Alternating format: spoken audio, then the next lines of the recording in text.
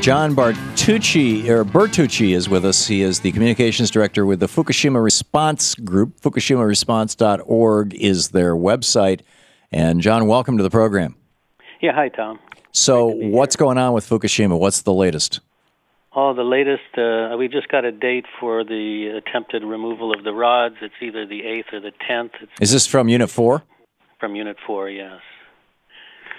That was on Fukushima Diary this morning, and I believe TEPCO put out something that they're going to start on the 8th. Of November? Of November. While Mercury is retrograde. Oh, boy. Oh, boy, yeah. Well, we're damned if we do, damned if we don't on that one. Yeah, no, you're absolutely right. You're absolutely right. So we had, in the first hour of our program, we had a woman on from the, let me get the group name here right.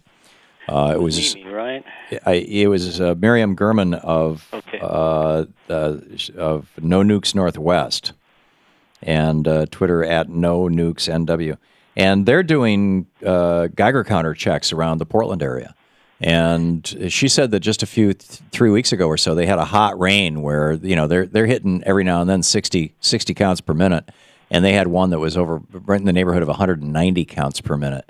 Are you familiar with this? Are you associated with any of these groups? With them, I'd like to hook up with them. We're Sonoma County based. That's just north of San Francisco. There's about 20 of us in Fukushima Response, and we've been working for about 2 years. We put a lot of our energy into this mural on the beach at San Francisco, but that's in the bag. So now we're looking at other projects, and one of which is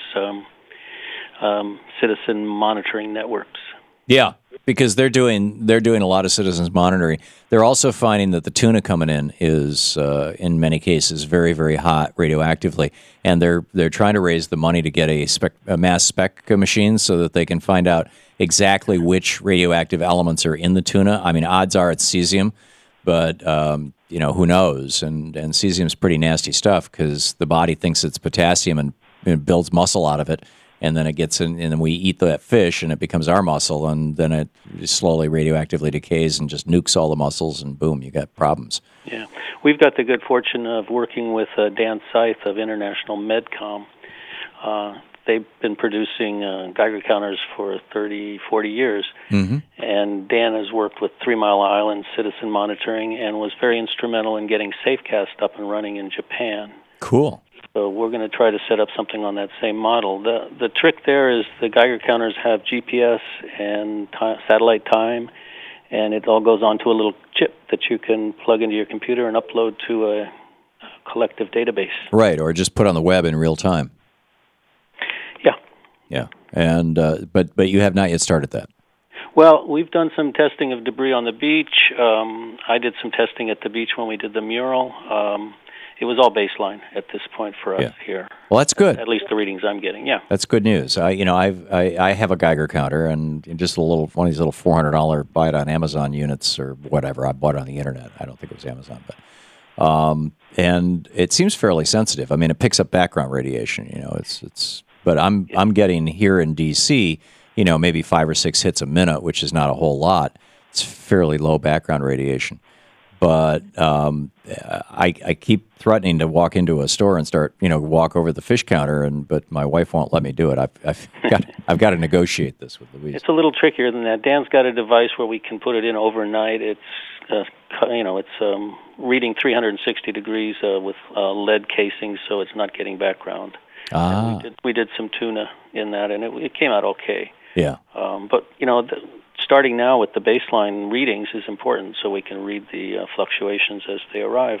Yeah. Well, for people who are into fish, when Fukushima went down, that would have been the time to buy 5 cases of kippered herring, and just say, okay, that's it.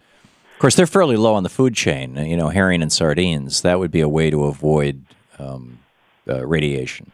Well, you did catch that news item about the sardine catch up north. Didn't happen this year. There aren't any sardines left. No, I didn't catch that. Why is that?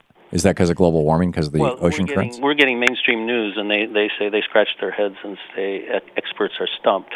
But it's the kind of thing that gets posted on the Facebook pages I'm checking. And right. I check about 5. Well, there's a lot of conversation about how 90% of global warming is going into the oceans, And the oceans are absorbing a massive amount of carbon dioxide, converting it to carbonic acid. It's lowering the pH of the oceans, and it's making it hard for these diatomaceous, these small animals that have calcium-based shells around them. Some of them are almost microscopic. They're so small, and they're the bottom of the food chain. And they are eaten by the smaller things that are eaten by the larger things that are eaten by ultimately the sardines, that then get eaten by the bigger fish. And so if they're going, if the bottom of the food chain is going, then you would expect to see that problem with the sardines. You ever read Cannery Row? Yeah, I did. John Steinbeck's novel? That was when the sardines used to run in Monterey, and they no longer run there. So it might just be changes in ocean currents, or that nobody knows why they stopped. I mean, it might have been overfishing too. Yeah, I'm just calling up that article, but yeah, it's a delicate balance. We're at a tipping point, I'd say, in a lot of different fronts. But Fukushima grabbed us 2 years ago, and we've been working, bringing Japanese guests to speak locally. The beach mural was our major event, and that's gone global. So we're really trying to keep up with that one. That's a great thing. So, what's coming up is they're going to try and get the reactor rods out of Unit 4, the one that's listing, where all there's tons of nuclear material are like 10 stories in the air, and boy, that's going to be a tough job. That's going to be a very dangerous job. Yeah, it would be hard to do in a regular functioning reactor, but this is a damaged pool. It's actually 100 feet up, and there's a lot of discussion because it did go dry, that pool, early on. So people are really wondering what the true status is. If TEPCO's moving on it, I would say that there are other issues that are forcing their hand. The ground's getting very soggy. The spent fuel pool in Unit 3 has been emitting steam. Yeah. So they might be near some sort of a meltdown that they're worried about. Yeah, I think the worst-case scenario kicks in when they abandon the plant. Yeah, I'm with you. John Bertucci, thank you for being with us, John. Okay. FukushimaResponse.org.